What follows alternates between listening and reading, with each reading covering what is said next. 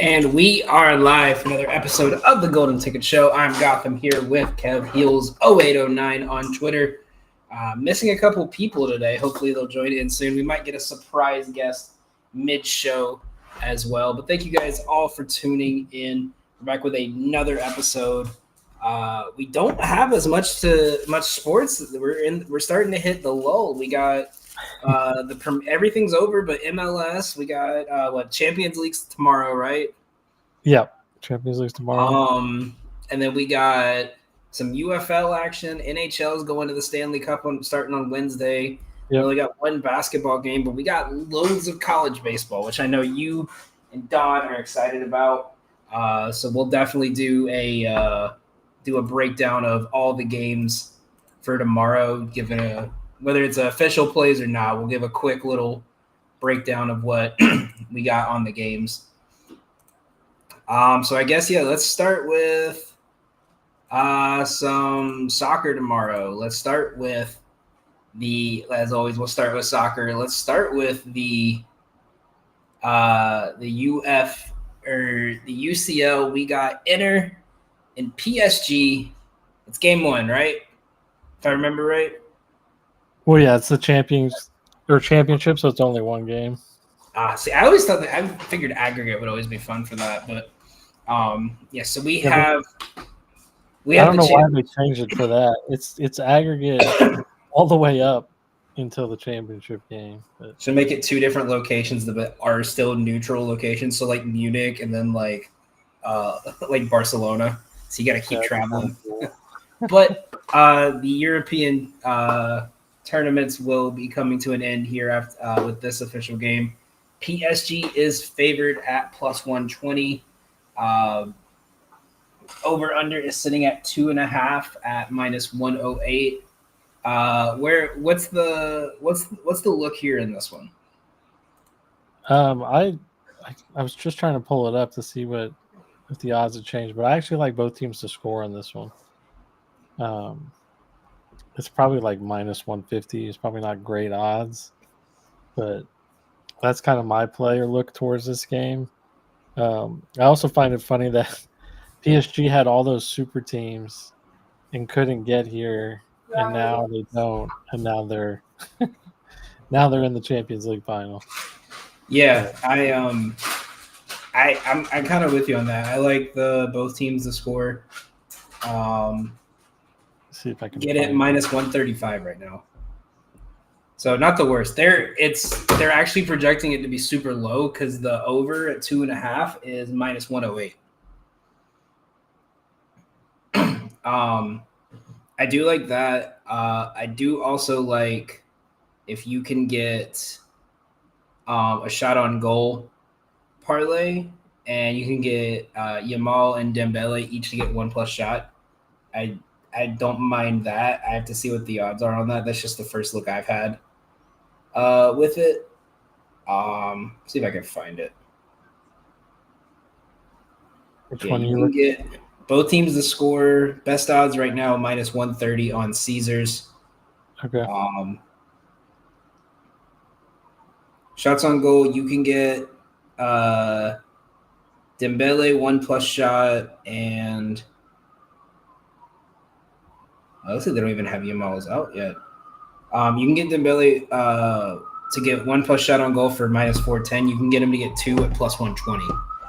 So if you think they're going to be aggressive, they're going to let him be aggressive. Plus 120 is not a bad look for that.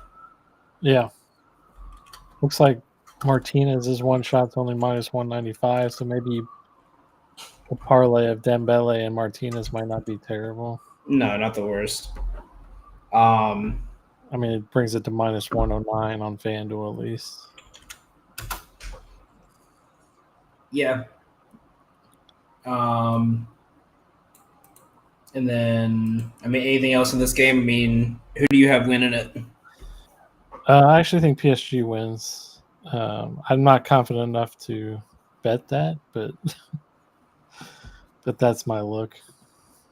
Yeah, I think I'm with you on that. The big thing for me is they've won a lot of games on the road. which I think is definitely not. But yeah, I think that's the big play for me. So we can move on to MLS. We got a big slate on Saturday for MLS. Has anything kind of stuck out to you so far? Anything you've looked kind of like spot checked and seen that looks good?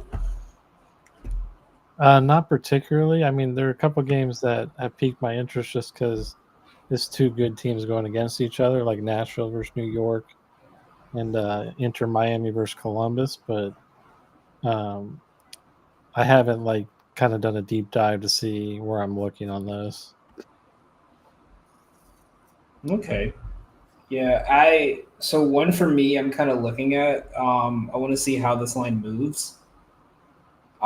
It's one of those weird lines where like I'm looking at the team total under for DC, where for them to not score at all is plus 146, but them to score less than 2 is minus 360. I might wait for the Asian handicap to come out, get a -1 for FC United just to get the void if they don't win by 2. But FC United is very hard to beat at home. I think they win this one with ease. Minus 190 is just not, it's a little too juice. So I might try to find something to mix that in with.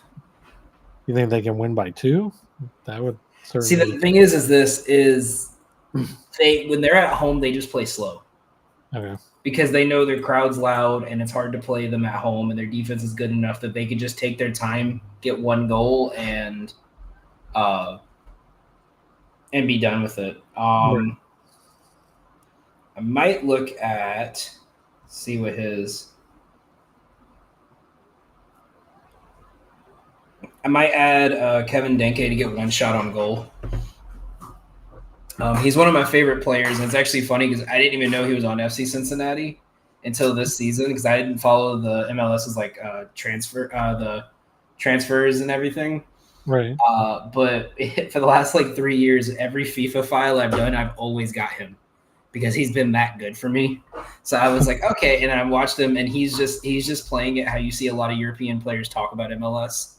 Right. Where it's just like, I'm gonna go dominate. Like I'm not gonna pass. I'm just gonna shoot because you guys can't stop me. And he's been doing it. So him to get one shot on goals is probably a good builder spot for that one. But yeah, FC Cincinnati should win that one. Looking through the rest of these off first look, I really like San Diego FC against Austin.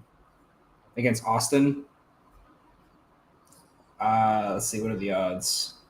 That might be a parlay piece to add either San Diego and then minus 145. It's Cincinnati. Yeah.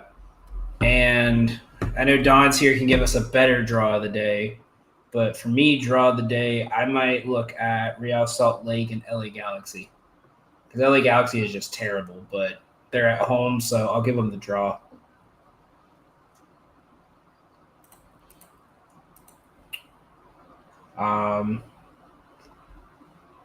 God, I thought Tennessee would be beating Miami by more by now.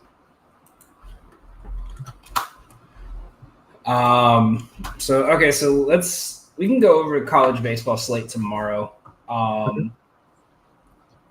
Not all games have been officially announced. The ones that are officially being played tomorrow, Wright State, East Tennessee State, anything in that game? I mean, East Tennessee State's been pretty good throughout this year. I'll be interested to see their game. You know, Wright State's coming off, as we were talking off air, you were throwing a no-hitter, winning 3-0, and then you give up 3 home runs or 4 home runs to Vandy to lose that game. So I kind of like East Tennessee State to win this. I think that's going to be hard to come back from for Wright State.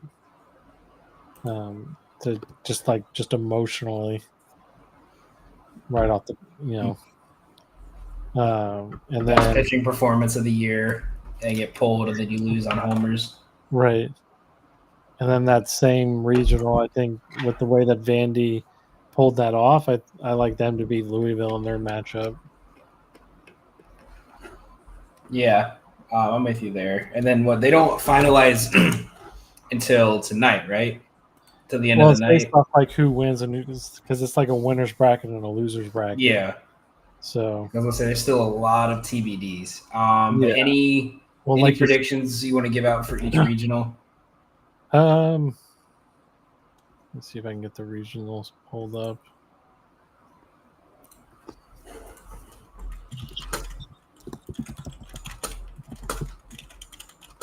I mean the two kind of one seeds, as you put it, that I think are going to win for sure is North Carolina and Texas. So the Chapel Hill Regional and the Austin Regional. Um,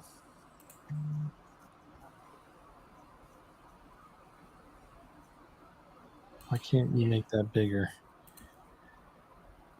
Vandy should win theirs, but I think a lot of it will come to the game tomorrow. I do think Vandy wins tomorrow against Louisville, but if Louisville can find a way to win that, they can certainly then take that regional. I like Miami in the Hattiesburg regional, where Southern Miss is the one seed. Miami's been kind of a surprise all year. No one really thought they'd make the tourney. Them and Georgia Tech, actually, both those teams from the ACC. At the beginning of the year, people thought that they'd, kind of survive in the ACC but not make the tourney. And both those teams have had pretty good offense this year. Miami went out today and beat Alabama. I think they're more talented, honestly, than anybody in that regional. So I think Miami will win that. The Tallahassee. I like Northeastern as kind of a dark horse, but I think Florida State will be just too strong. Yeah, I was gonna say I don't see. Part of the reason I had Mississippi State today was mainly the small college factor. Northeastern hasn't played many big schools. Yeah. And then in terms of for Mississippi State, I don't see. I think they're going to end up having to play Northeastern again. They might be able to win the second one, but they're not going to get past Florida State because they haven't played any like major quad one, like notable quad one wins or at least games, in my opinion. Yeah, I mean, all the rain today and all these regionals it's kind of hard to tell what's going to happen now, at least for today's games. I mean, Mississippi State playing in the SEC has definitely been the best conference all year. So they're fully capable of competing with Florida State and Northeastern. I just think Northeastern hits the ball better. They're a little better offensively. That's why they're my dark horse. But again, I think Florida State ends up winning that regional. I actually like USC in the Corvallis regional. I don't think Oregon State's really played that tough of a schedule this year. They do have a couple of guys who probably will get drafted, but I think USC's come on strong at the end, and they put a beat down on TCU today, 13-1. Yeah. So let me ask you, curious with the way I know Eastern Carolina was a underdog today. I think this probably by 2, and came out strong against Florida, who seemed to struggle. Does Florida have a shot to really turn this around, or is it cause for concern after the way they played today? Yeah, I wasn't high on Florida. East Carolina is similar to USC, played really well at the end of. I think we lost them.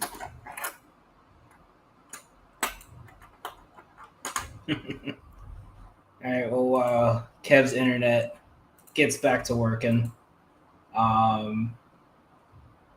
We can talk a little MLB. I do think Florida will beat Fairfield. So that's a question of, are you going to get East Carolina again, or are you going to get Coastal? I think if they get East Carolina game again, they can win one, but I don't know if they can win both those. So I think it ends up being Coastal, ECU in the finals in that region. Yeah, I mean, I think they talked about it on the. I was watching that game, and they talked about it in the game, like how East Carolina needed a huge run at the end of the year, and they've just been playing really well. Yeah. It's similar to what you want to see in like the MLB playoffs. You want to see what a team does when they're once they're playing well. So, and then you want them to get hot at the end of the season. So, Right. I mean, obviously the Coastal Carolina is really good. And I'm just looking through some of these scores, some stuff that I was more curious about. I'm looking at, oh wow, Mississippi State's already down one. Um, I was kind of shocked to see, Clemson kind of struggled to start this game. They've got the lead now, but I mean, is that something that you're worried about? I mean, their starting pitching was supposed to look really good today, and they gave up 2 runs early.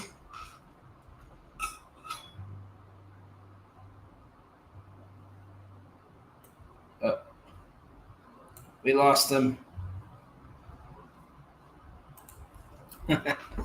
I thought you were just giving me your beautiful face to look at. No, we're getting weather here, and where we are, when there's like a lot of wind or a lot of rain and thunder, it messes with our power. Yeah, but looking through these, I mean, there's not much really else. I mean, we got Tennessee is up 8 right now in the 7th. Clemson just got a comeback lead against South Carolina Upstate. Yep. St. Mary's is beating Oregon State. And then looking through some of these scores, I was kind of, I mean, you follow it closer than I was. I was kind of shocked at how badly Stetson beat NC State today. And I think also Wake Forest, they were down 8-2 at the end of the second.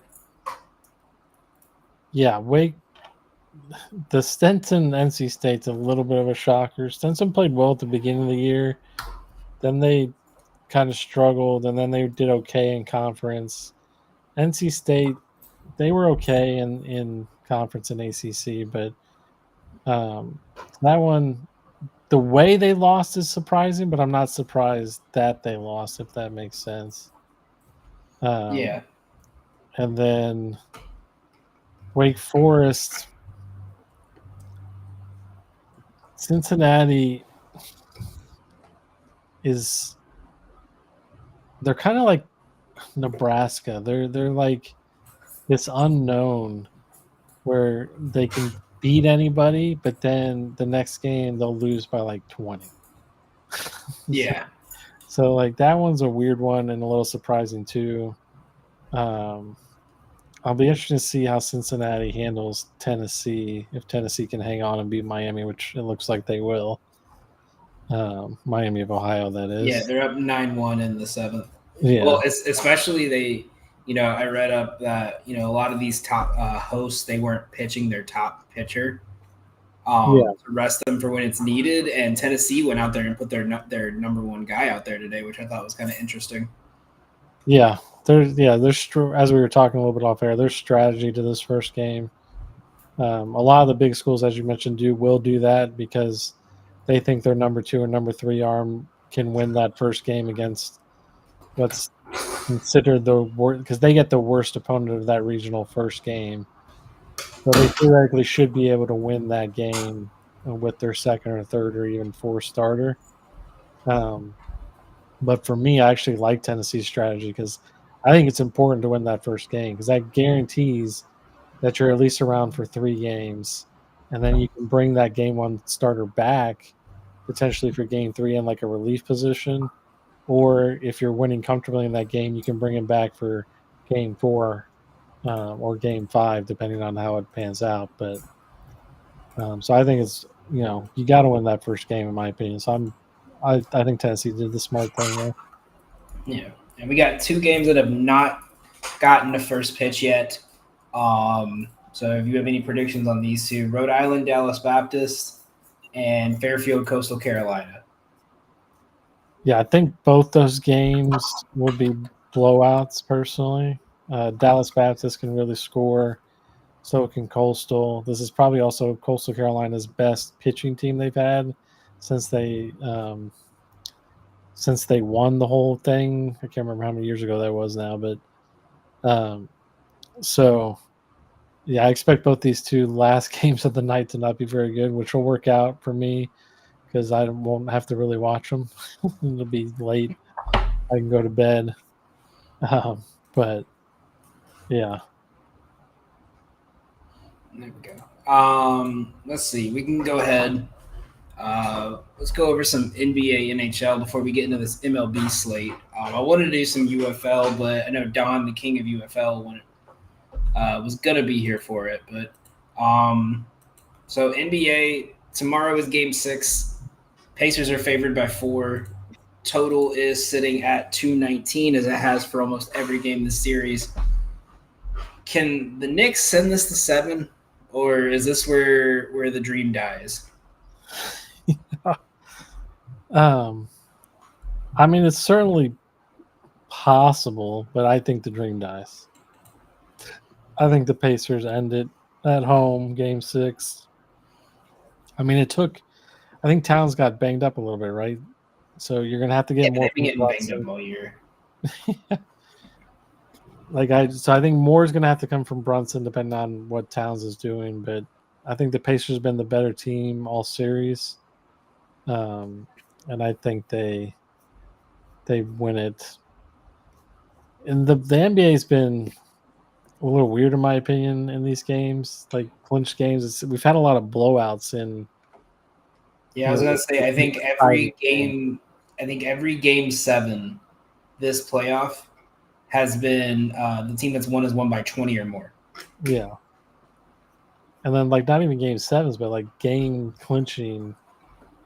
The team that ends up clinching that day ends up winning by a lot. Like the Oklahoma City Thunder did the other day against the Timberwolves. I mean, it's Knicks against the Celtics and the Thunder played the Grizzlies in the first round and they've sat everyone the entire second half.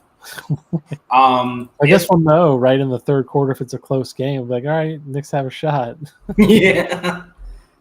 For me, player prop wise, I really like Brunson's points. I think if you can get it before Cat, the news about Cat comes out, like how banged up he is, I would take it. But if Cat's playing and he's fully healthy, I'm taking his point rebound line and his point line. They're sitting at 21.5 and 33.5. I don't understand this line for one reason, including this playoffs. He has now played 8 games against the Pacers this year. He is averaging 30 points and 14 rebounds a game in those 8 games. Like, I get it. If Brunson goes off, he's not going to be scoring as much. But the whole offensive game plan has been revolving around Cat and staggering their minutes. And he's getting a good 9 to 10 minutes without Jalen on the floor, and it's been helping them. I mean, we saw it yesterday. Like, there was that was it yesterday? It was yesterday. I don't know days anymore.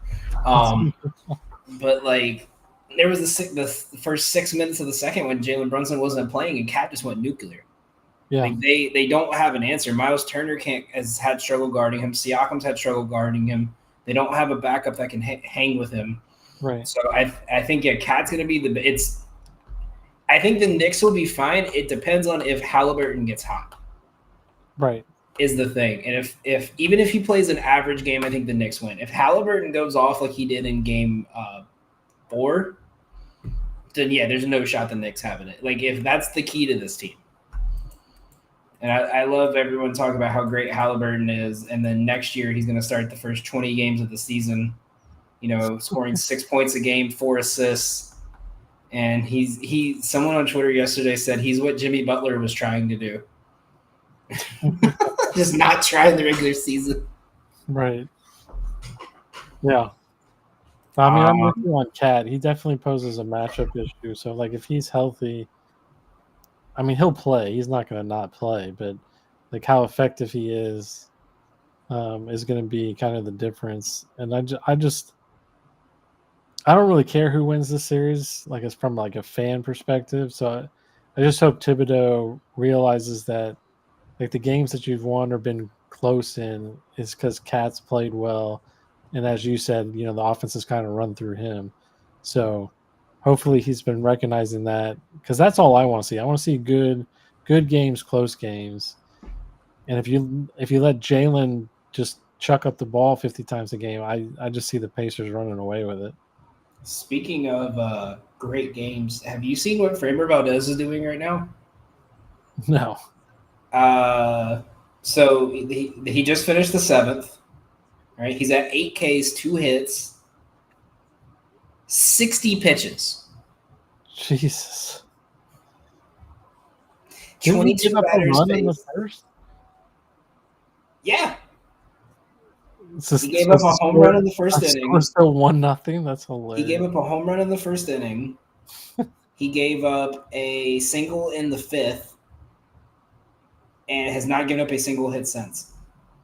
He is averaging less than 3 pitches per batter and has 8 Ks. Well, this is truly the greatest game I've ever seen pitched. Hopefully he goes the whole way and saves that bullpen. Yeah. So, and the Stanley Cup is set. We have Panthers-Oilers rematch. Total sitting at 5.5. Oilers are favored in game 1. What are we? What's the play here? So, it's. I mean, I would say it's hard not to pick the Panthers. I mean, I've done it in each of the last 2 series, and they've proved me wrong each time.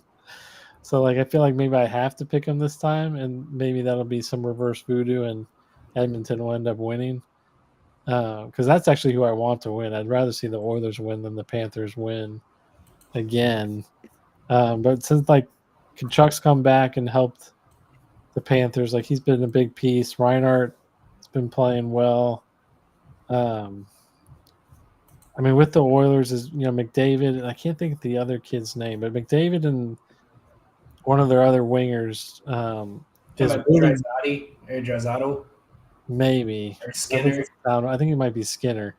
They're super fast, and if so that they can put pressure on that way. Obviously, McDavid is one of the best players in the league, similar to Kachuk. So, McDavid should be able to be effective. It's just Florida's been dominant. I mean, I guess the Oilers were last series against the Stars, but before that they weren't as much. So I'm nervous about it. I'd rather see the Oilers win. I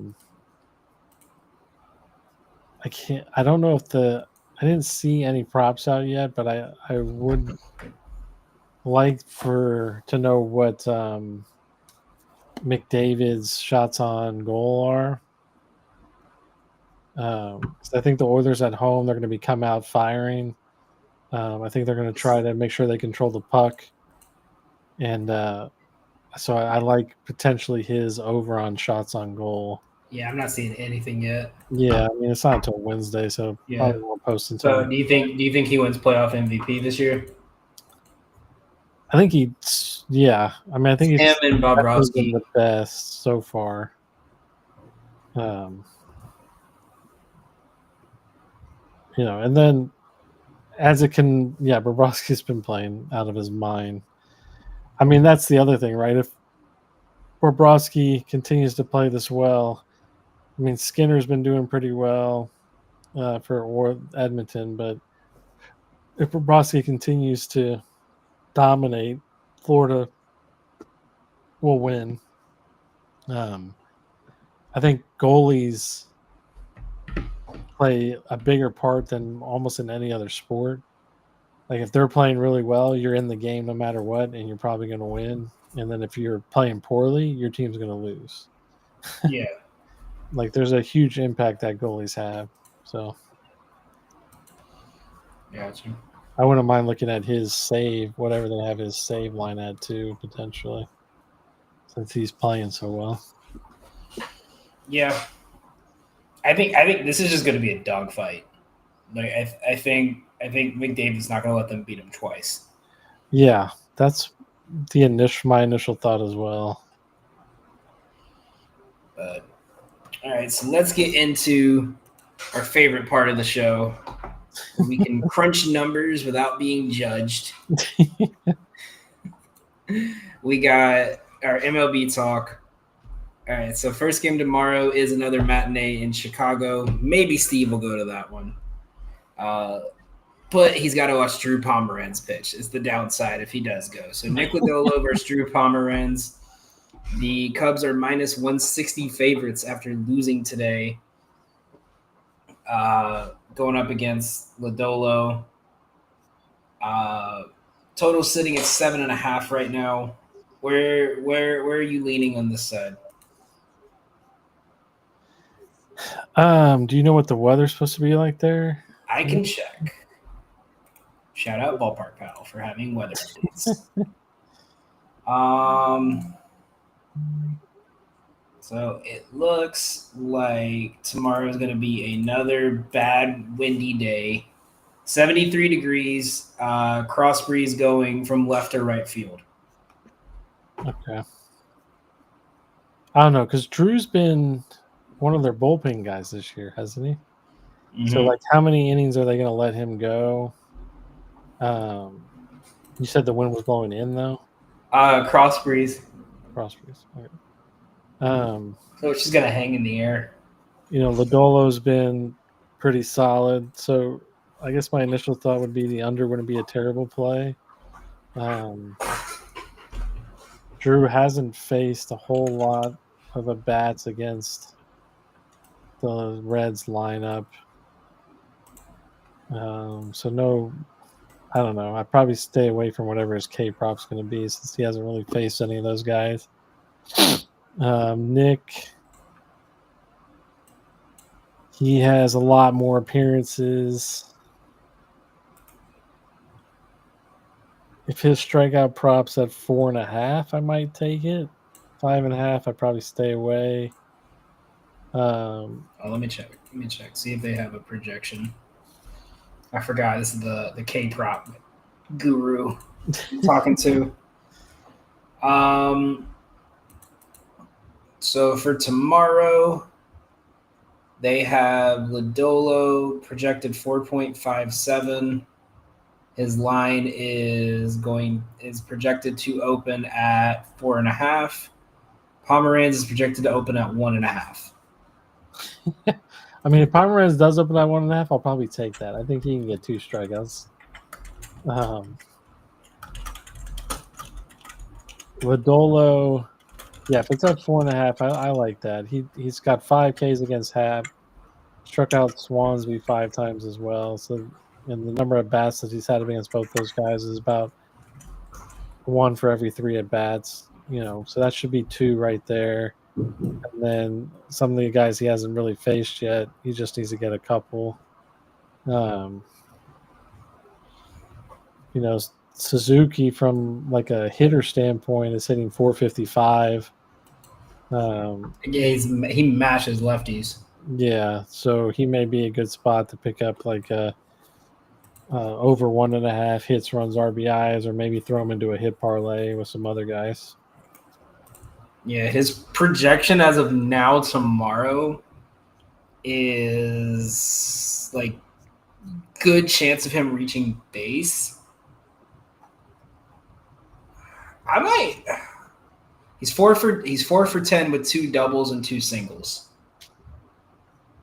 right now. The last time they played each other this season, about a week ago, he was against Lodolo. He was 2 for 2 with a walk.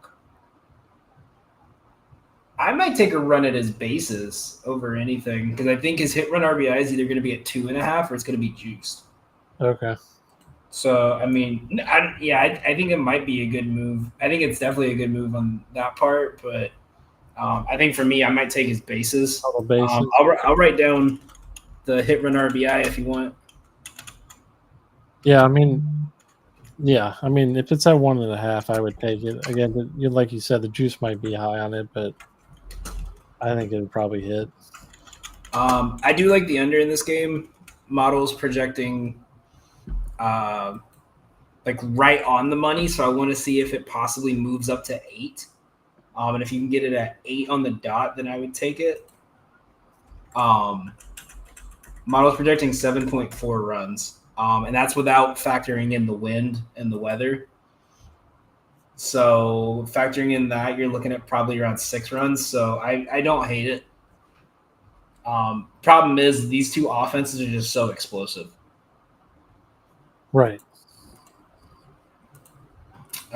Moving on to the next game here. I don't believe we have starters announced for this game tomorrow. We do.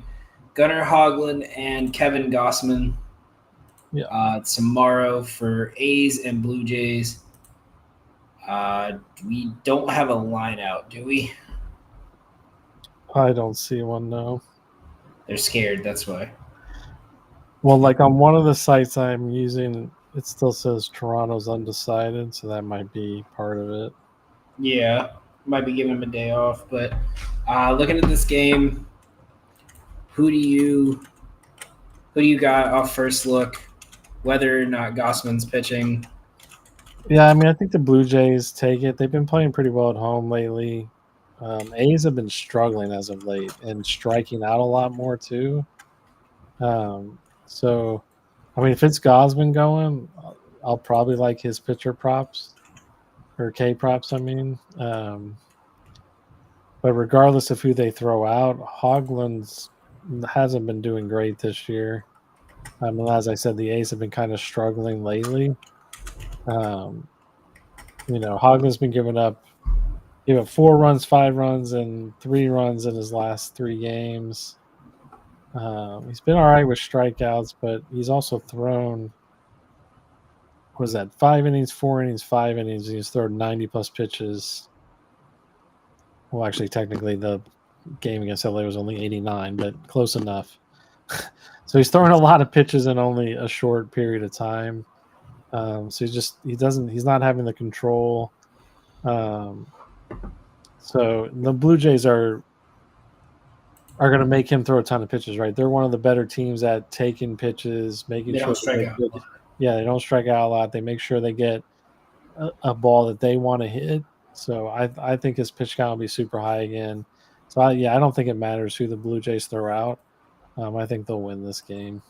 Yeah, if it's anything under minus 200, I'm taking it because that needs to be like really high. The model has them winning by 2.5, so I hate taking run lines, but I might take like the -1 just to get the void if they lose or they win by 1. Right. I want to take their team total under, but their bats just get so hot out of nowhere, and I don't trust this Blue Jays bullpen like at all. Like every time I feel like it's like okay, like the pitcher just shoved a gem, and then it's like John Schneider just mismanages the fuck out of it. Yeah, I mean, Hoglund hasn't faced any of these guys, but I mean, Bichette and Guerrero are both having pretty good years, so potentially maybe throwing them in a hit parlay or something, I might. Yeah. Moving on to the next game here. Not that it's part of the game, but Santander went on the IL, right? Yeah, 10 so days. Who's out replacing him now? They found some random fan in the outfield seating. It's that you get that hotel seat, that hotel room. That's the emergency right fielder. Okay. It looks like they called up Miles Straw to play left, and they put Lucas in right. Okay. All right. It's actually Don. That's why he's not here. He said something came up. He's on his way to Toronto right now. That'd be funny. So moving on to the next game here, Milwaukee, Philly, Chad Patrick and Jesus Luzardo. Totals at 8.5. Philly is favored at -178. Jeez. I have Milwaukee. I think Milwaukee pulls this out. They've been hot. Philly had to play a doubleheader and then didn't have a day off, and it's game 2 now. I think their bullpen ever since the suspension has looked really weird to me. Yeah. And I think they're like scrambling to find what they need to. Right, to try to find someone who's closing out. They've had to move people around. Yes, so suspension came May 18th. I'm gonna find how they've done since May 18th.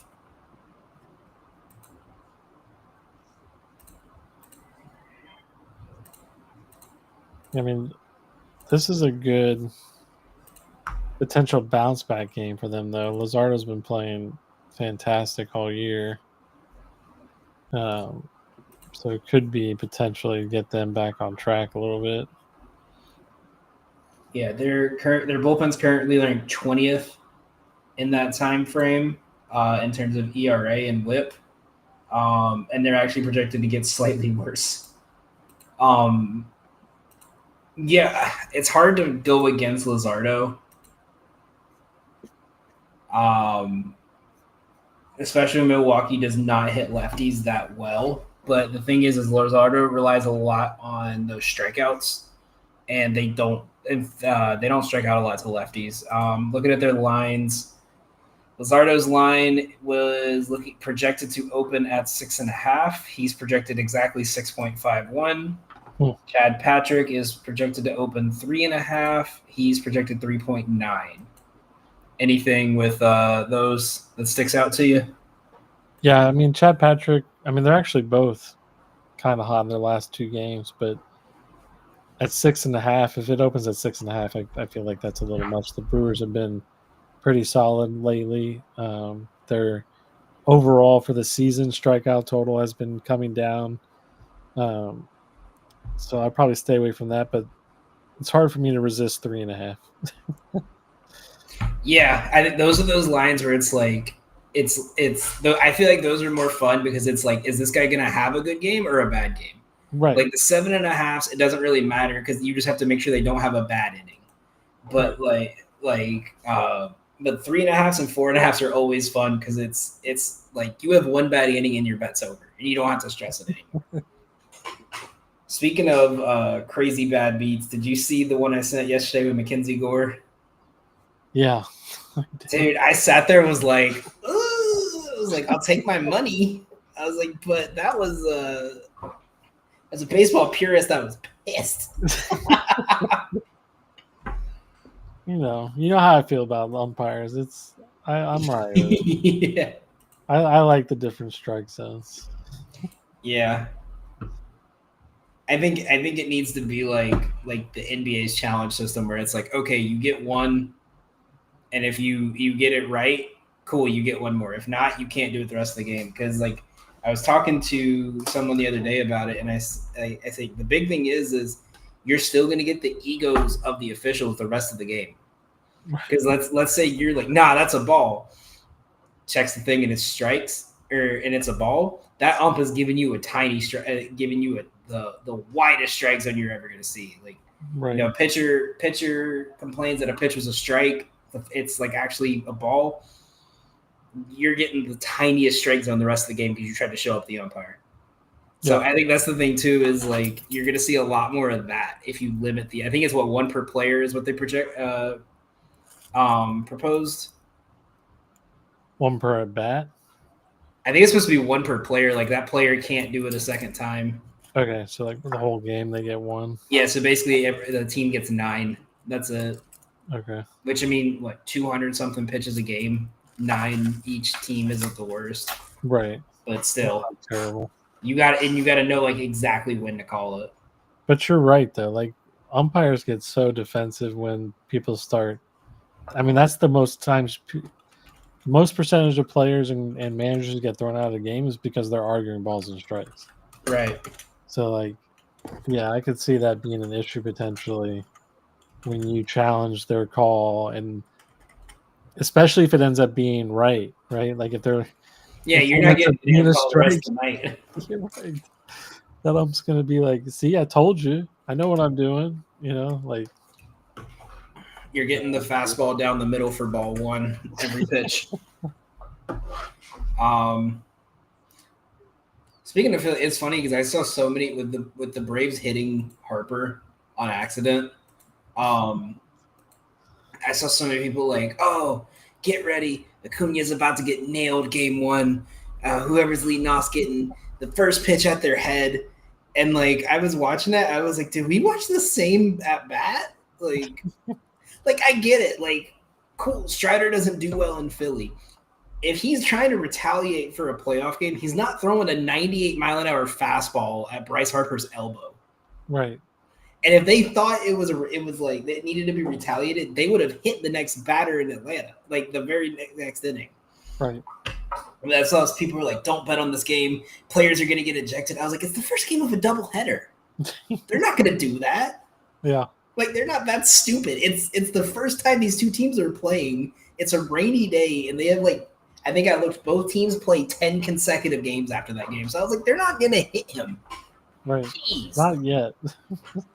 I was like, if this was like Harper pimped a home run and then the next at bat he got hit, sure, but it was 2 outs in the top of the first, right? On a 1-2 count. That's not when you hit someone. Yeah. Oh well. Well, let's move on to a team with the most Republican pitcher ever, Cardinals and Rangers. I'm sure. Have you heard the Patrick Corbin joke? No. So his ERA when Trump has been in office is 2.35 in both terms. His ERA when a Democrat's in office is 4.72. That's okay. It's so weird, but yeah. Cardinals are favored with Gray on the mound tomorrow, but judging how this game's went, the Rangers bats might have woken up because Liberatore is not a scrub the way he's been pitching this year. Yeah. Patrick Corbin's been good. I don't know if I want to touch the game, but if you can get the first 5 under 4.5, I don't hate it. Yeah. I mean, I guess Corbin's going to pitch well, right? Because Trump's in office, but it's hard for me to take it sometimes with him, right? Because we know what happens, especially when he was a Nat for so long and terrible for so long. Like, you know, felt like he's like, all right, I got my ring. I don't need this anymore. Y'all are paying me regardless. But yeah, it'll be interesting to see if the Rangers can kind of sustain what they've been doing today. Because obviously they got shut out the game before against the Blue Jays. And in the series against the Blue Jays, they scored 4 or 3 total runs. Yeah. So now one of those games they won, but yeah, like you said, Liberatore has been pretty good this year. So it'll be interesting to see what they can do against Gray. Gray, I feel like he has a decent matchup though. So his strikeout line is opening at 6.5 at plus 136 is the projection. Good Lord. He is projected 6.09, and Patrick Corbin's opening at 3.5. Only 5 lines are actually out for tomorrow. Weirdly, it's games that aren't even started today that those lines are out. Like you would think the Reds and the Orioles lines are out, but they're not. Corbin's projected 4. Interesting. I mean, Corbin does have a good matchup against Contreras. 17 at bats, 5 strikeouts. I think I'll be interested to see if Rays does really open at 6.5, just because I might take the under then. Because he has good numbers as far as like average wise, but his strikeout totals and the number of bats he's had against this lineup isn't great. And he doesn't seem to pitch well on the road either. Like I've noticed that. Let's see, this season, if his line opened at 6.5, he's only went over 6.5 twice. And that was Pittsburgh and Detroit. Everything other than that, this season, Um, 6 against Minnesota, 6 against the Mets twice, and everything else is below 6 strikeouts. Yeah. He's only had 3 road games, but to your point, he gave up 7 runs against the Phils, only had 4 Ks, 3 runs against the Mets, but did have 6. Shut down Pittsburgh, but only had 4 Ks in that game. Yeah. Shut down Pittsburgh isn't much of a flex, though. True. To be fair. Very, very true. Matt Olson, you suck. I was just looking because I was trying to see where the money movement is on this to see if anything's like up, because half the time they don't show it till the game's over. Right. But I saw a line at 8.5 for this game at -120. So I'm gonna go and take it. I'm already seeing sharp movement on Texas, and it's already dropped from 125 to 120. 78% of the money is on St. Louis, but the line opened at it opened at 121 and it's went up and down, but something to kind of watch to see where this line moves. I would say if it drops to like 110 by the time we wake up, it's worth taking. I don't know about you, but that's kind of how I'm looking at it. Where do you think the Cardinals line is dropping? So Texas opened at 118 plus 118. It got all the way up to plus 125, and now it's dropping all the way back down to plus 120. So I would say if it drops to plus 110, it's worth taking. Yeah. Next game is the two best and hottest teams in baseball. The most exciting matchup. I'm talking the White Sox and the Orioles. We got Davis Martin, Dean Kramer. Line is sitting at 9.5. I don't know if I want to take anything in this game because, it was ripe for an over today, and we got a 2-1 ball game. It's looking like a great opportunity for the over. It's got the highest projected runs scored affected by the weather. And these pitching lines are out. Dean Kramer opened at 3.5 at -122. Davis Martin 3.5 is at -115. And their odds each are projected 3.25 strikeouts. So I guess we can start with the strikeouts there. Do we trust either of these guys to strike people out? Not really. I kind of like Davis Martin's a little better. It's that 3.5 line that always gets me. But he's been a little bit better as far as not giving up runs recently. Only give up 2 against the Rangers, only 2 against Seattle, only against 1 against Cincinnati. But outside of Cincinnati, did have 5 strikeouts, but against the Rangers and Seattle, he had 3 or less. So, I don't know. The Orioles definitely strike out more than the Rangers do. I don't know if they strike out more than the Mariners, though. So that's I'm gonna double check something. I think I found a trend with the Orioles. Like okay. A really funny trend, if this is true. Five of their every time they have won game 1 in a series, they have lost game 2. Going back to the opening day, 12-2 win against the Blue Jays, lost against the Blue Jays game 2. Beat the Red Sox their first game, lost the second game. Beat the Diamondbacks in their first game, lost the second game. All right. Beat the where was it? Beat the Yankees in the first game, lost the second game. Beat the Royals first game, lost the second game. They apparently do not play good after they've won a game. Yeah. Might be worth taking the White Sox then at plus 160. So the model actually has White Sox winning by 1. Okay. Previous game, let's see. Previous game result win.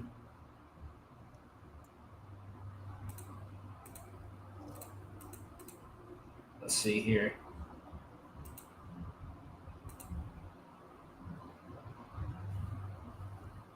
it's wrong. Let me fix that. So the 19 games so far this season after a win, they are 4-15. When they're at home after a win, they are 3-8. Here's the best part: they've lost by 3 or more, or they've lost by 1 once. They've lost by 3 times, 4 once, 5 once, 12 once, and 22 once. Yeah, even looking at like they've lost all of their losses except for 3. So 12 losses have been by 2 or more. So you can even get Chicago minus 1.5 and probably like plus 300. I'm gonna see if that's available.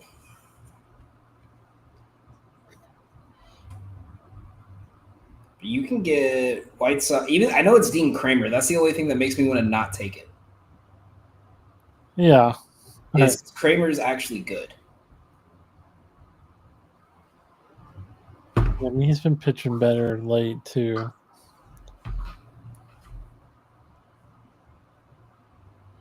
Yeah, I'm seeing sharp money on the Orioles right now. Nothing on the spread tomorrow. I might wait and see on this one, but I think Sox money line or Sox plus 1.5 might be a good move to take. I just don't want to talk myself into it at 10 o'clock at night. Because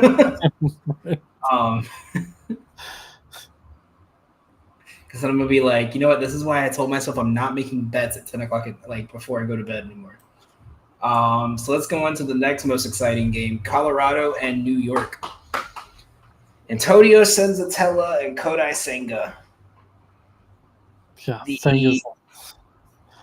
So let's see. Oh God, I don't even want to know what this line's at. So Senga's line is projected to open tomorrow at 7.5. Yeah, that's what I was about to say. He is projected 7.1.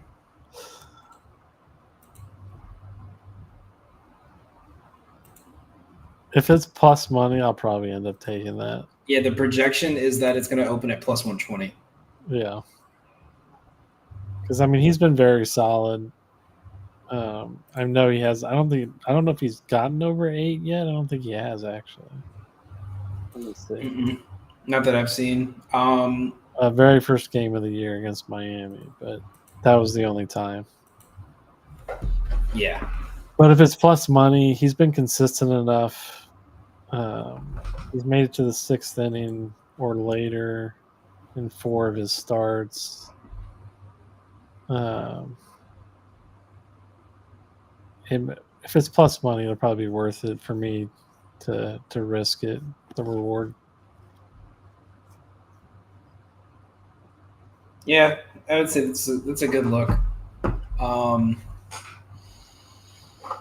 For me, so my thing is, Citi Field unders have been one of my favorite things to bet all year. Because Citi Field until like July is under Citi. But the wind's actually blowing out, and it's so hard to take an under when it involves the Colorado Rockies. Like we saw, the under was like a God-given when we took the under in Yankees, Rockies, me and Steve, and then they have an 11-run inning. Right.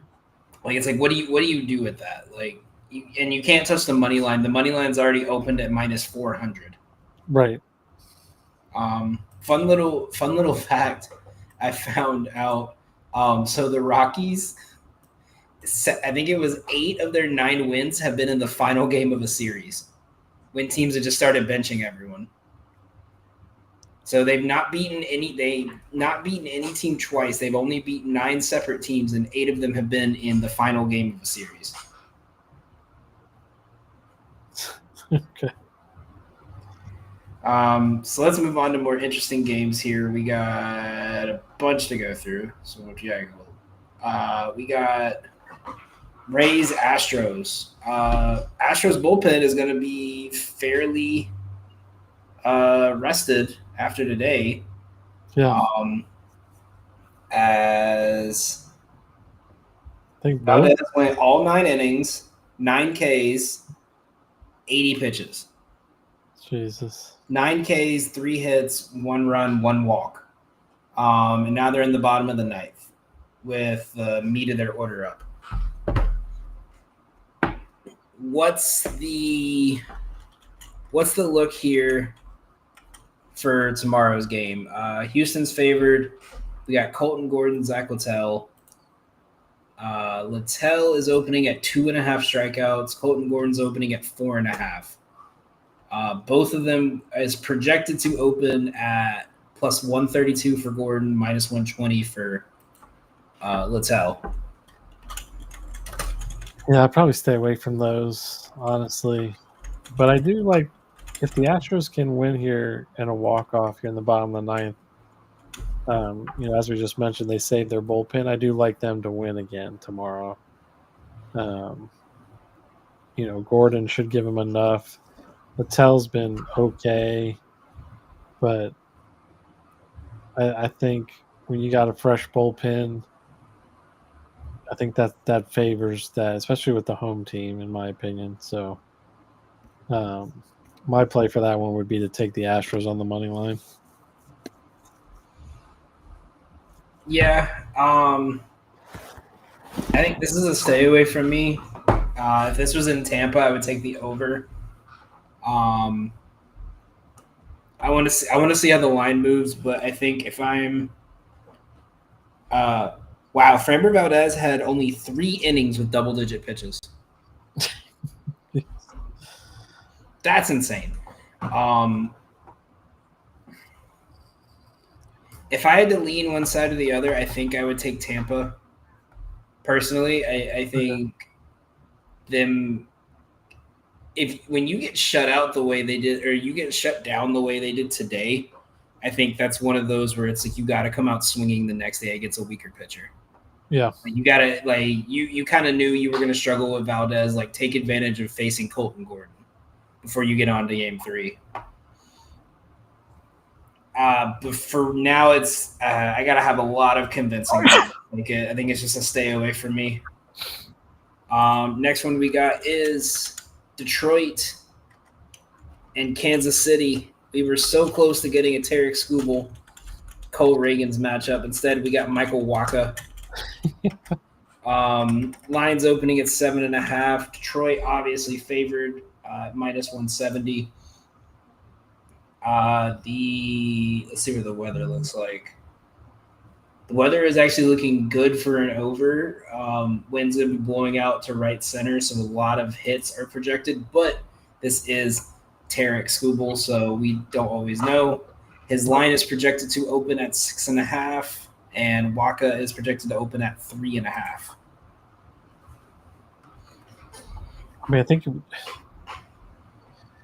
Orioles don't strike out a ton, but I think we got to take, or at least I might take that. I mean, his last 6 games, he's had 8 or more strikeouts. Yeah, he's been absolutely dominant. But do you think there might be any fatigue? I mean, he threw in 9 innings. His last one. Yeah, I mean, but it was only 94 pitches, though. I mean, I know that's a lot nowadays, but there might be some. And Astros just walked it off. Nice. He's put it into motion. Skubal's thrown 4 straight 90-plus games. Yeah, I mean, there could be some fatigue there. And he has played the Royals. It was in Detroit, though. He only had 4 Ks that game. So I just feel like he's so hot, it's going to be hard for me to take the under. Yeah. But maybe I just stay away to be safe. Just enjoy a good game. Yeah. Yeah, I think I'm with you on that. I really wanted to take the Tigers today, and I backed out of it. But I'm kind of on the fading Michael Wacha tomorrow. Yeah, I mean, now looking at some of the matchups, Baez is hitting 290 against him in 31 appearances, or at bats, I should say. Cole Colt Keith hitting 455, 5 for 11. Carpenter's 4 for 9 against him. Yeah, I don't want to touch the total because everything is reading over. But I just know this game could read like I might do first 5 under, or at least maybe even Kansas City first 5 under like 1.5. Yeah. But I don't see any reason the Tigers don't win this game unless the bullpen just has a meltdown. Right. Who knows? Maybe Skubal goes complete game again. Yeah. Back-to-back complete games. Haven't seen that in a while. Yeah, you get they call to the bullpen. It's like, wait, we're supposed to use them? Yeah. Next game we got is Angels Guardians.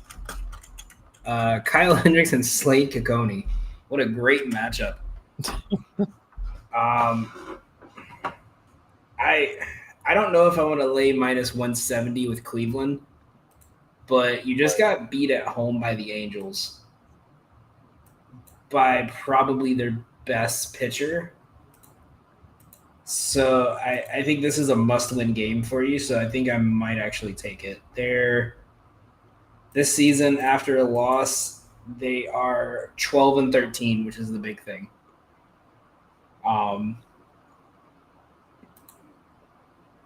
But is there anything you're looking at in this game? I mean, the Slade's K props are 5.5 or less. I'll probably take it. The Angels strike out a ton, and he's been pretty good with his control and getting Ks. So projected at 5.5 at plus 104 is what the opening's projected at. Yeah, I like Hendricks is 3.5 at plus 170. Yeah, Hendricks is a ground ball pitcher. I generally just stay away from him. But yeah, I mean, Slade, he's just started pitching a couple weeks ago. He's only had 2 starts, but he had 8 Ks against Cincy, 6 Ks against Detroit. Both those teams strike out a lot too, just like the Angels. So yeah, if it's at 5.5, I think that's a good play. Jesus, did you see the Judge home run? No, I haven't seen the highlight of 450, dead center. Launched it. Yeah, nothing sticks out to me in this game. Like I said, I think the projections are a little too close to take minus 170. So I think this whole series just might be a stay away from me. Nothing in this looks like, when you see teams play, it's just like you don't ever think they play each other. Like this is one of them. Yeah. Like you don't ever think of when, Slade Cecconi and Kyle Hendricks faced off in Cleveland versus Los Angeles. Right. At 4:00 on a Saturday. Like if you're sitting down there watching this game, you might need to go outside. But looking at the weather for that game, it's actually leaning towards an under, which, 2 ground ball pitchers, that's not a bad look. 6.5 projected runs scored, lines at 7.5. So maybe the under might be in play, but for me, nothing. Next one we got is Giants Marlins. Giants opening at minus 166. Yeah. I feel like that's weird because they opened at minus 160 today, and I stayed away from it because I was like, why are they minus 160 when Cal Quantrill was on the mound? Like I get it, they haven't played well, but this is Miami. Like what is going on with this line? And then they won today, so Edward Cabrera's on the mound. Robbie Ray is on the mound as well. Yeah. They both have lines up right now. Ray's line is 6.5 at minus 102. Edward Cabrera's line is plus 118 on FanDuel at 5.5. Ray is projected 7 Ks. Edward is projected 5.3. Yeah, Cabrera's faced the Giants lineup a little more, but it's still not a lot. And Robbie Ray hasn't faced really anybody on the Marlins. The Giants should win this. They won today 2-0. Mm-hmm. They should win this one as well with Ray on the bump. But it's probably a stay away for me. The more minus, what did you say it was at? Minus 160? Minus 167, yeah. Okay. I usually don't like to take anything over minus 160, but maybe I pair that with something. Because they should easily win with Ray on the bump. Take like Ray to get like 5 strikeouts or something like that. Yeah. Lower it down a bit. Yeah, I'm with you on that one. Wow, UTSA is up 8 right now. Looking through some of these college baseball scores, see Murray State's beating Ole Miss in the 7th. Columbus is beating Southern Miss. I don't know if you see that one. Yeah, I have. I think it's the game I have in commercial right now. But yeah, I have the Murray State. I have a quad screen up with Murray State, Ole Miss, LSU, Little Rock, which looks like it's 3-0, and then UC Irvine and Arizona State, which was 3-2. Yeah, still 3-2. I got so my buddy had YouTube TV, and he sent me. He was like, "Man, I love the quad box," and he showed me the quad box preview for him. And I was like, "Man, if this isn't a Steve Fast Breaks quad box," and it was like 2 college baseball games, UFL, and then Shark Week. I was like, "Man, that is a Stevie Fast Breaks special." I just know it. So if one of those screens was wrestling, that's definitely him. Oh fuck yeah.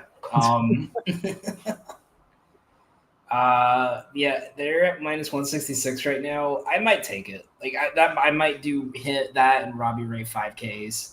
Yeah, something like that. Yeah, that would get it to plus money. It should hit. Next one is, after I'm so disappointed in them today, Boston and Atlanta. Walker Buehler and Schwellenbach. Braves are favored again. Yeah, by a lot. Nah, not the worst. I mean, it's minus 165.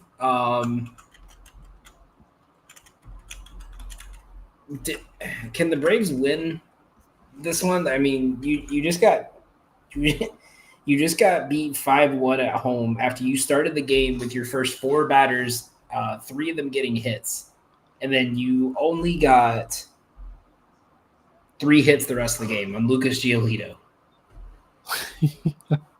I gotta look at the matchups, but if I remember right, they've beat up on or Buehler in the past. I mean, I think the last time Acuna and Buehler have faced off was I think it was that playoff game actually when he hit the grand slam. Yeah, maybe. I mean, that's his only hit. Yeah, but it was a great hit. But Olsen, Rosario, Riley, and Albies all have decent matchup. Well, not Olsen. Never mind. He's 1 for 5. But Rosario, Riley, and Albies all have hit Buehler well. Azuna is 0 for 14. Riley's 4 for 6 with an RBI. So, yeah, and Schwellenbach hasn't faced not a ton of at-bats against the Red Sox lineup.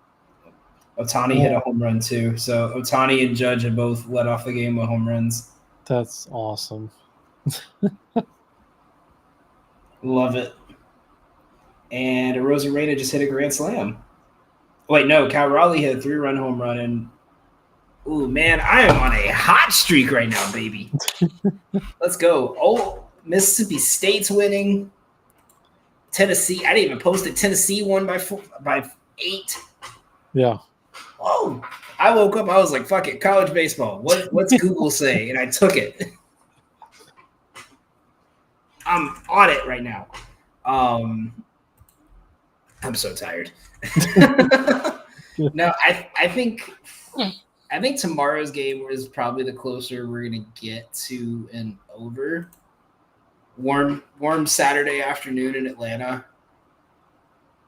Against a pitcher they're familiar with. Schwellenbach's just been a little bit off, and I think this is a game he could get hit a bit. But I think as a Braves fan, I don't think I could bet them twice in a row. You think he settles down or has another good K performance? I think Schwellenbach has hit that spot where we see like second-year players, they start the year strong, they start struggling, and they just try to get through to the All-Star break. So we could see a great performance. We could see a bad one. Let's see what his line's at. I mean, he had 11 against San Diego, which is the hardest team to strike out. So Yeah. now I'm trying. See, that's the thing. I don't know what it is because it's not the batter's eye, but the Braves pitchers just pitch so much better at home. Like truly, I've sat right behind home plate, so if it was like like there's no like weird view, there's no like how Seattle has like the graded views and everything behind it. Right. They don't have any of that. It's just a wall, and you just can't hit them there. His line's at 5.5, projected to open at plus 104. Yeah. I just last time out again. You said he pitches better at home, but you guys played Boston in Fenway. He only got 3 Ks in 7 innings. Yeah, and Boston's K rate on the road is 25%, seventh highest. Yeah. I don't hate it. I want to see what the opening line's at, but it looks like a good spot. That might be where you were talking about putting a builder together with a pitcher, like that was at 160, like taking him for 5. But yeah. I mean, like we said, everyone thought Grant Holmes wasn't going to do anything today. He had 9. So, and on the other side of it, Buehler's line's at 4.5, projected to open at plus 110. Yeah, but he's not a strikeout guy, really. Yeah, but the Braves are a strikeout team. That's how I'm looking at it. Like, I mean, we can't swing the damn bat and hit it half the time. Yeah. I mean, Ozuna struggles against Buehler, and so does Acuna, other than that grand slam. But how many over under 1.5 times they show that replay? Yeah. I don't know. It's probably be under. They probably show it his first at bat. Right? If he hits a home run at his first at bat, they're going to show it a second time. Yeah. Yeah. So I don't have anything on this game. Next one we got is going to be Bailey Ober versus Bryce Miller, Twins Mariners. This is the closest one of the day. It is the only one that is opened at a pick'em. Yeah. Both teams are sitting at minus 108 on FanDuel. Line sitting at 7.5, projected to go under. And we're going to see heavy winds blowing in from center field. I really like the under on that one. Looking at the strikeout lines, Miller's at 4.5. Ober is also at 4.5. Both are projected to open at around minus 120. Yeah, that seems about right. I feel like the Twins might be the play here, even though it's a pick'em. I feel like Ober's been pitching better this year. Maybe I'll jump on the under with you on that one. Miller hasn't been great so far this year. He's been pretty mediocre with an over 5 ERA. How has he been at home? Take a look at his splits.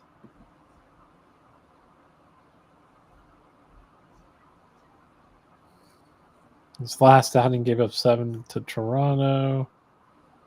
Shut out the Angels, but that's not saying much. Hey, don't do that. Don't be disrespecting Steve while he's not on the show. We don't do that in here. 1 against the Rangers. So it's kind of in a mix. I want to see if there's any money on it yet. Good thing I didn't take the under in the Rangers game, like I told you. And he's coming back from IL, so how many innings is he going to pitch? Is Seattle's bullpen been doing all right?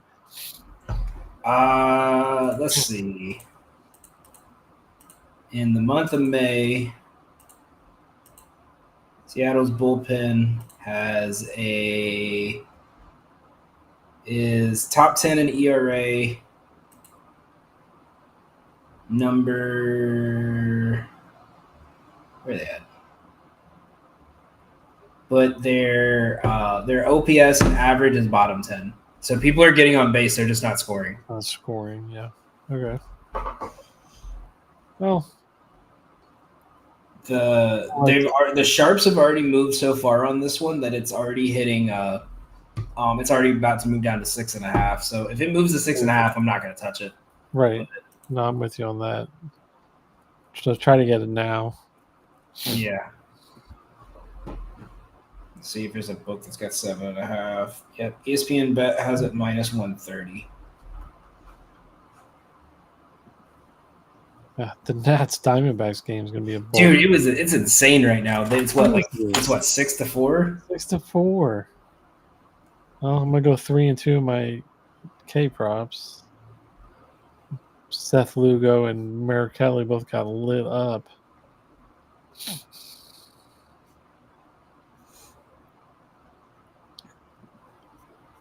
Yeah, I went ahead and placed that before that line moves. I'm going to write that one down for our post at the end of the night. Yeah.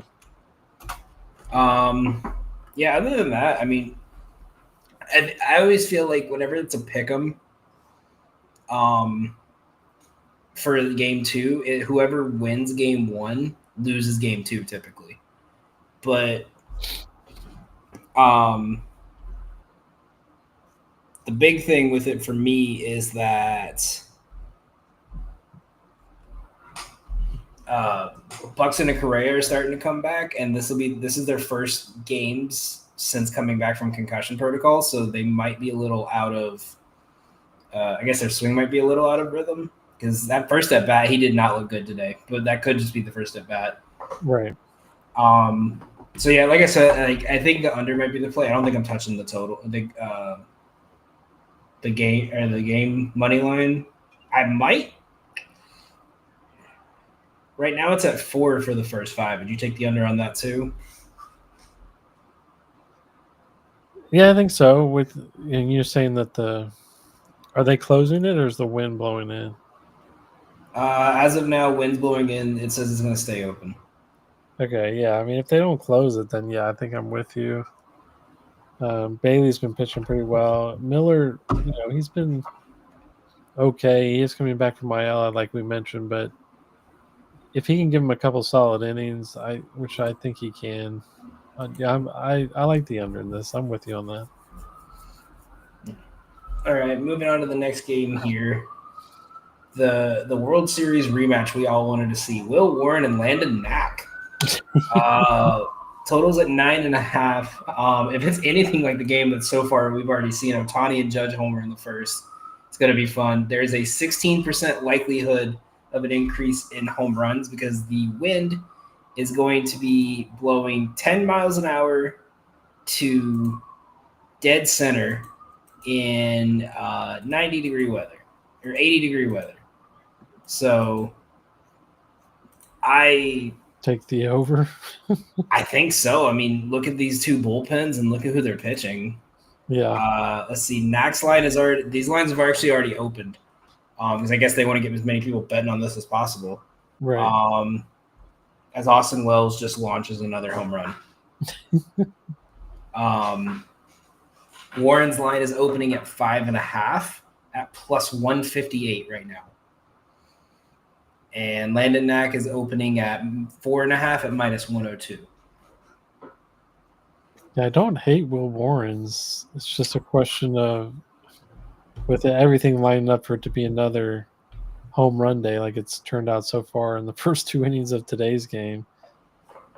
Because he's been a beast as far as Ks go. Last 5, 8, 7, 9, 10, and 7. So And I think both teams are also going to be swinging for the fences a lot. And the big thing that he does today that obviously Max Fried's going to be a good pitcher, but that he throws a lot of that Max Fried doesn't and the Dodgers struggle against is the changeup. That little kick change he added. Yeah. I mean, 5.5, like plus 160, and the projection has the odds at minus 110. I mean, that's worth a shot. Yeah. That's definitely worth a little like a little EV bet. Let me see what the EV on it would be.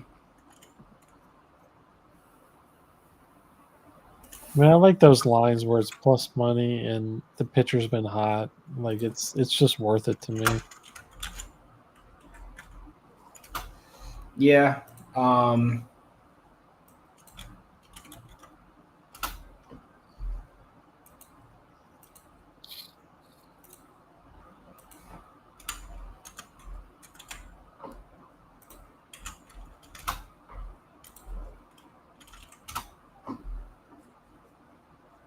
Come on, Annie. Oh, they're even saying like something like this. They're saying put like 10% of your bankroll on this. That's how high the odds are. I don't think I'm gonna do that. Right. But all right, come on, Bulldogs. 7-2 in the fourth. Man, you're gonna make me wait up all night to see this fucking win. I think other than that, I mean, yeah, Ohtani, Judge, Homer, and hits might be another play because they're just going to be going mano a mano. I just might enjoy the baseball game. Yeah. Lydia's already pissed because she can't watch it because New York has MLB, or it's blocked out on MLB and everything, so she has to wait till it goes out on Fox. Right. So she was pissed. She came on. She's like, I can't wait to watch it, and then she turned on the thing. And it's for the Mets game, forgetting that all of New York is blocked out. So she's like, damn, now I gotta find the illegal site again. I'm gonna get porn virus on my phone again.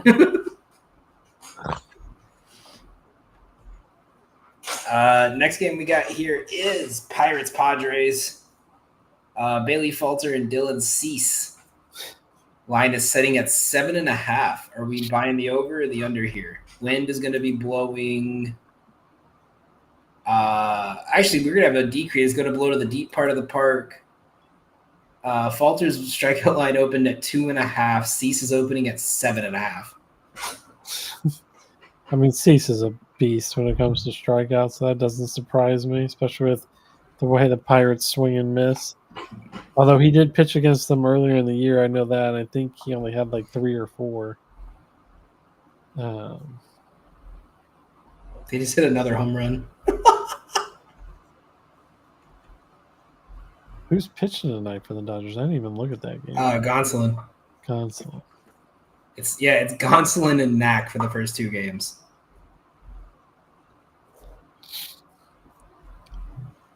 Yeah, the Padres-Pirates game may be just a stay away. I mean, Cease 7.5. He'll probably get there, but for me, I'd probably just stay away as far as K-props go for that one. And Falter has been really weirdly good lately. I think they were showing like ERA and like WHIP since like May 2nd, and Bailey Falter is like leading in WHIP in the month of May, like with like a 0.98. So I think this is wait till you can find a value on these two teams. Padres have kind of been on and off. Pirates with Pirates. Yeah. Well, this is a rematch of pitchers when these teams faced off earlier in May. So, you know what I might do? I might wait until Falter gets pulled, and if the game is still close, I'll live bet Padres money line. There you go. And then the final game of the night, we're seeing an insane 10-run. If you bet the over in this game, the over of 9.5. Well, guess what? Your bet cashed in the top of the 3rd inning. And to calm down the hitting, we got Michael Soroka and Brandon Pfaadt. Soroka's line is at 5.5. Pfaadt is at 4.5. We got the Dome tomorrow. Are we taking the over here? I think we have to. Soroka, I mean, you've seen him. I know. I was so excited watching his first game back, and that fifth inning happened. I was like, oh, man. He is on one of those weird patterns where, like, he's been giving up runs all game. It meant for his K props are on a weird pattern where he had 3, then 8, then 4, then 8, and then last time out he had 2. We'll see if he has a good. Diamondbacks don't really strike out a lot, but I think the over is a good play here.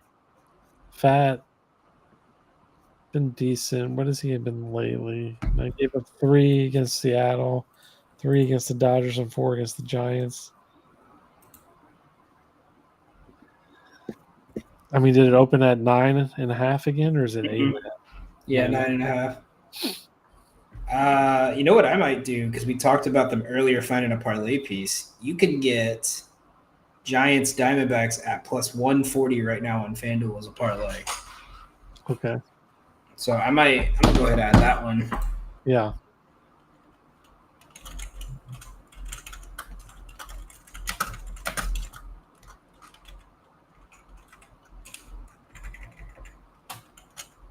You get a little froggy and add the Padres and cease to that. Yeah. That's what I was thinking, but I've looked at it, and with them facing a lefty, San Diego is hitting 225 against lefties this month. Oh, okay. And that's kind of what kept me away from it. But Arizona hitting righties at home this month is hitting 275. So I figured Soroka's probably going to struggle. No matter how much Fott is going to struggle, Soroka is probably going to struggle even more. Right. Should at least. And you add in the Nats bullpen, because that's the thing. Like, I'm looking at this now. Someone on Twitter said, "Yeah, this is all fun to watch, and you think it might slow down, but you got to remember the Nats still have to pitch a bullpen." Right. And now there's 2 runners on second and third with 1 out, and Gurriel at the plate. Yeah, Irvin's going to give the lead back again. Yeah, it's over. It's over, ladies and gentlemen. Yeah, I think that's it. Unless you had anything for UFL, anything you wanted to promote for College Juice.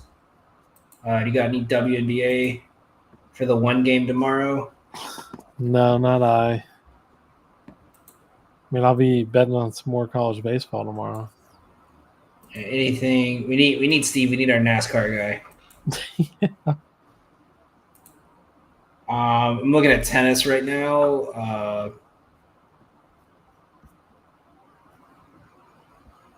I don't hate Fonseca on the game spread, but I might wait on that because he's been playing out of his mind. But he's a tough matchup. No, I think that's it for me. So there we go. There's our plays of the day. Our plays brought to you on the show. Inter and PSG, both teams to score. Seiya Suzuki over 1.5 hit run RBIs and over 1.5 bases. Cubs Reds under 7.5. Cards Rangers under 8.5. Twins Mariners under 7.5. Nats D-backs over 9.5. And Giants and D-backs money line plus 140. That'll be it for us here today. Be sure to check out Kev over at Heels 0809. He's going to have a full card every day for college baseball. Make sure you guys check out my page, Gotham Gambling. We're going to have at least 1 play of college baseball every single day. Now that I feel like I know something because I won 1 bet. And MLB plays. If Seattle holds on to this lead and Mississippi State holds on to this lead, then we will be 6-0 in our last 6 plays, 7-2 in our last 9. We are heating up over on Twitter. Make sure to check us out there. And for our friends who are not here, should we even pump their stuff up or no? Because they didn't even show up on us today. They're fun. They're usually here. We can. Yeah. All right. You can find Steve at Fast Breaks, I guess. You know, he'll show up. So I'm hoping he's watching and he's going to get in the comments and start cussing me out. I'm sure he'll have a Indy play or a NASCAR play this weekend. Yeah. And you know, Don's always got the degenerate plays locked down. He's going to have a parlay for you and everything.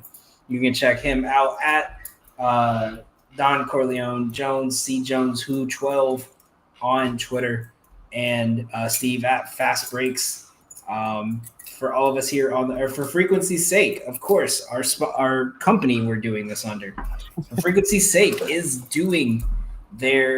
starting up again the Toys for Tots drive. This will be our 5th consecutive year. We've raised over $6,000 in the last 5 years as we've grown. Our goal this year is to be even bigger. We're going to have almost close to 200 different fantasy leagues that you can join into this year. I'm going to be hosting one. Joe on Educated Ignorance is hosting one. Everyone that has a show on here will be hosting one. We'll have a ladies league. We're going to have hundreds of leagues. All of the donations and entry fees will be going to Toys for Tots. Last year we raised almost $3,000 alone. And you can win things from autographed memorabilia, I think last year someone got an autographed Ohio State mini helmet. We've had people win golf outings. We've had people win $50 gift cards to Dick's Sporting Goods and Fanatics. All sorts of rewards are available. If you want to host your own league, be sure to contact us at For Frequency's Sake on Twitter, Instagram, Facebook, wherever you have social medias. Or you can contact me at Gotham Gambling and we can get it all set up for you guys. But we're hoping for close to 10K this year. So make sure you come join for a great cause and play in a great league. With that being said, thank you all for watching tonight. Have a great night.